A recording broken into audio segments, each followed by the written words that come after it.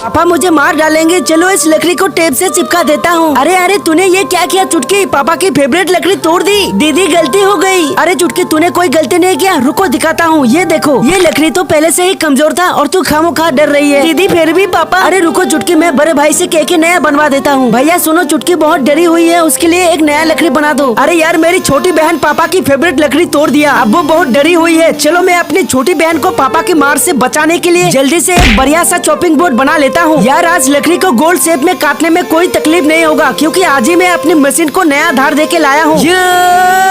अरे निकल जा रही लकड़ी। प्यारे दोस्तों, हो सके तो मुझ जैसे गरीब को एक लाइक करके चैनल को सब्सक्राइब कर देना। चलो अब इस लकड़ी को शीशे की तरह चमका देता हूँ।